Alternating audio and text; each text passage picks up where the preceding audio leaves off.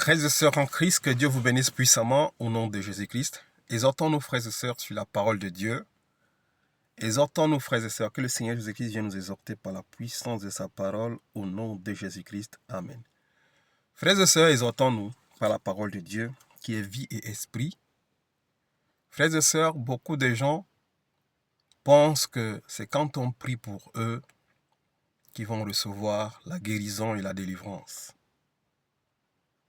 Frères et sœurs, parfois, l'on n'a pas besoin de prier pour toi. Parfois, toi-même, tu n'as pas besoin de prier, mais ta foi peut être déterminante dans tes situations, dans ta vie. La Bible dit ici, nous avions la foi comme une graine de moutarde. Nous pouvions dire à ces montagnes de se déplacer, et ces montagnes vont se déplacer. Le Seigneur Jésus-Christ dit quand il viendra, est-ce qu'il trouvera la foi? Beaucoup ont perdu la foi et beaucoup vont encore perdre la foi parce que beaucoup pensent que c'est en s'appuyant sur les hommes qu'ils auront les solutions. Jean chapitre 4, verset 47. Quand il apprit que Jésus était venu de Judée en Galilée, il alla le trouver et le pria de descendre guérir son fils, car il était sur le point de mourir. Ici, on parle d'un officier qui avait un fils malade, un officier du roi. Son fils était malade. Et quand il a appris que Jésus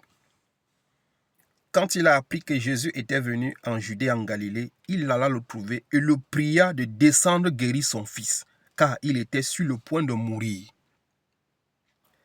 Jésus lui dit, « Si vous ne voyez pas de signes et de prodiges, ou encore de miracles, vous ne croyez donc pas. » Soulignons ce point, frères et sœurs. Cet officier, il a appris que Jésus-Christ était en Judée, en Galilée.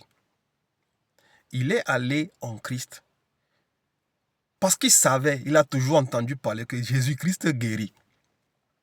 Il pria Jésus-Christ de descendre guérir son fils qui était malade, qui était sur le point de mourir, pardon. Jésus lui dit, écoutez la réponse que Jésus lui dit, si vous ne voyez pas de miracle, Jésus lui dit, si vous ne voyez pas de signes de prodiges, des signes et des prodiges ou des miracles, vous ne croyez donc pas. Frères et sœurs, c'est le problème de beaucoup de chrétiens aujourd'hui. Quand il n'y a pas de signes, de prodiges, des miracles, les chrétiens ne croient pas. Parce que pour les faux chrétiens d'aujourd'hui, c'est quand il y a des signes, des prodiges et des miracles qui croient que Dieu est puissant, qui pensent que Jésus-Christ vit, qui pensent que Dieu ne les a pas abandonnés. Et pourtant, cela ne devrait pas être ainsi. Les vrais adorateurs qui adorent le Père en vérité et en esprit croient en Dieu, qu'il y ait des signes, qu'il n'y ait pas de signes, qu'il n'y ait pas de miracle. Ils croient que Jésus-Christ est capable de guérir, de délivrer et de sauver. Mais les chrétiens d'aujourd'hui, quand il n'y a pas de signes, il n'y a pas de prodige, il n'y a pas de miracle, ils ne croient pas. C'est pour ça que le Seigneur Jésus-Christ demande que si vous ne voyez pas de signes, ni de prodiges, ni de miracles, vous ne croyez donc pas. C'est un point d'interrogation que le Seigneur Jésus-Christ le fait. On poursuit ici, il dit, l'officier du roi lui dit, « Seigneur, descends avant que mon enfant ne meure. » L'homme persiste en disant, « Seigneur, descends avant que mon enfant ne meure. » Il n'avait pas encore compris ce que le Seigneur Jésus-Christ voulait lui dire. Nous poursuivons. Au 50, le Seigneur Jésus-Christ lui dit, « Vas-y, lui dit Jésus, ton fils vit. » Le Seigneur lui dit, « Vas-y, ton fils vit. » Cet homme crut à la parole que Jésus lui avait dite et s'en alla. C'est ici que cet homme manifeste un acte de foi. Cet homme a cru que Jésus-Christ peut donner la vie à son fils. Mais quand il vient devant le maître titille sa foi. Le maître réveille sa foi. Le maître réveille en lui cette foi qui dormait en lui disant, si donc vous ne voyez pas de signes, de prodiges ou encore les miracles, vous ne croyez donc pas? Cet homme insiste en disant, Seigneur, descends avant que mon fils ne meure. Le Seigneur Jésus-Christ, le maître de la vie,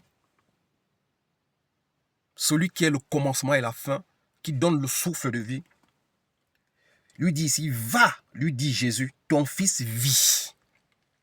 Quand le maître parle, va, ton fils vit.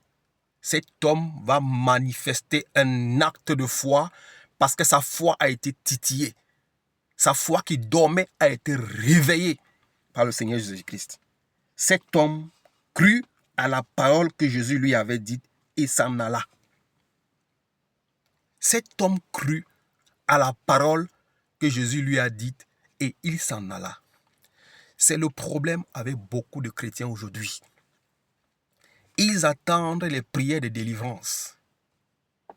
Ils veulent voir les signes et des prodiges, mais ils ne croient pas à la parole de Dieu. La Bible dit ici, cet homme crut à la parole que Jésus lui avait dite. Mon frère, si tu veux être guéri, tu veux être délivré, tu veux être sauvé, tu dois croire à la parole de Jésus-Christ. C'est dans cette parole qu'il y a la vie. Parce que le Seigneur Jésus-Christ a proclamé cette parole. Va, ton fils vit. Ainsi dit l'Éternel. Cet homme n'a plus voulu que le Seigneur Jésus-Christ aille toucher, imposer les mains sur son fils, ou qu'il aille voir son fils, qu'il aille toucher son fils. Il a cru à la parole que le Seigneur Jésus lui a dite. Et il s'en alla. Frères et sœurs, il faut croire aux paroles du Seigneur Jésus-Christ pour recevoir la guérison, la délivrance.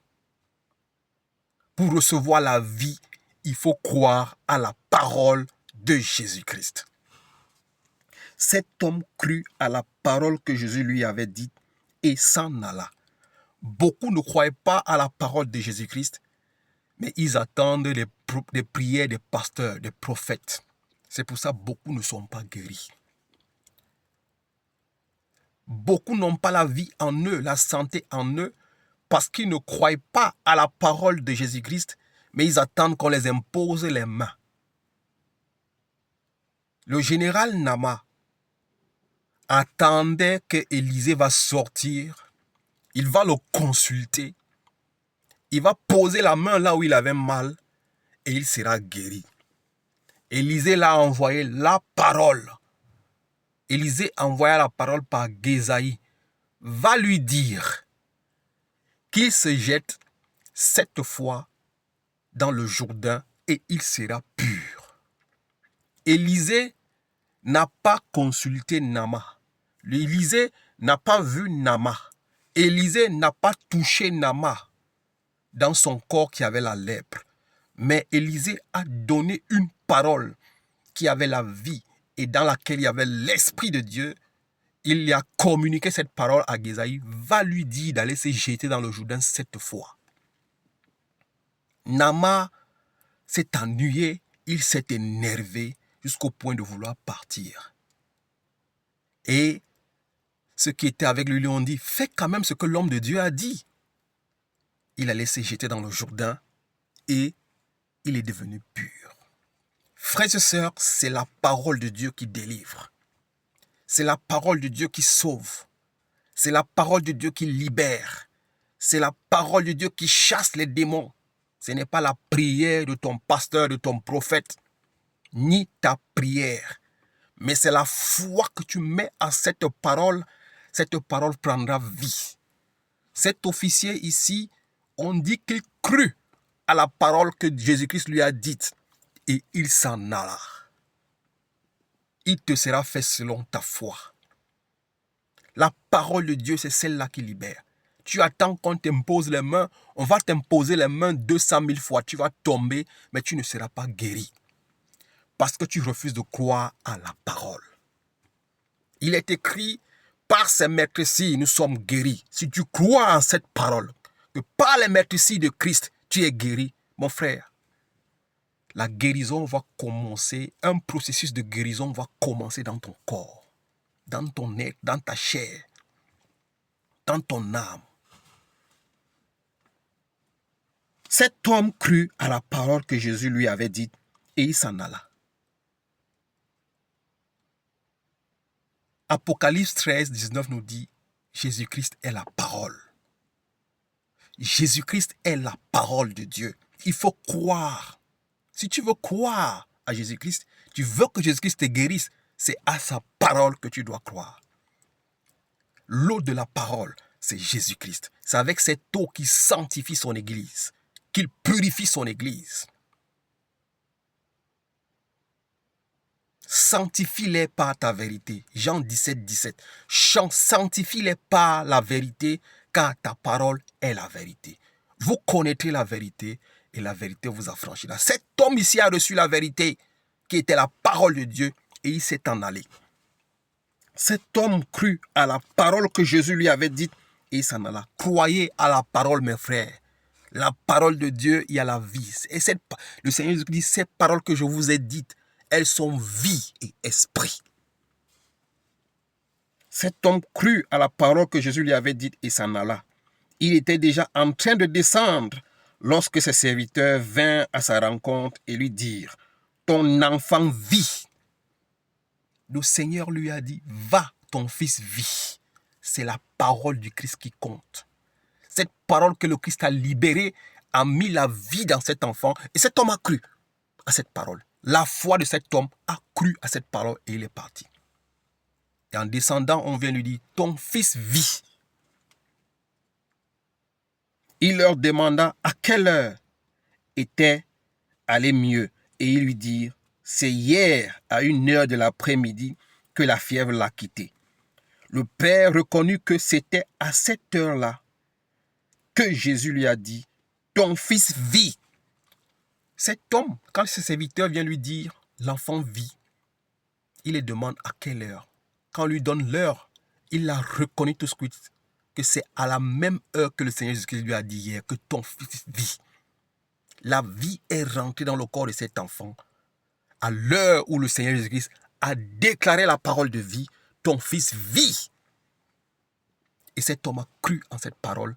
Il n'a plus voulu que le Seigneur Jésus-Christ vienne avec lui. Il a cru à la parole et il est parti. La foi de cet homme s'est manifestée et il a reçu selon sa foi. Le père reconnut que c'était à cette heure-là que Jésus lui a dit, ton fils vit. Alors il crut, lui et toute sa famille. Alors il crut, lui et toute sa famille. Cet homme, à cause de ce miracle, à cause de la foi qu'il a eue à la parole de Dieu, lui et toute sa famille ont cru. Parce qu'il a compris que c'est la foi à la parole de Christ qui produit le miracle, qui produit la guérison, qui produit la santé, qui produit la vie en Christ Jésus. Que Dieu vous bénisse au nom de Jésus-Christ. Amen.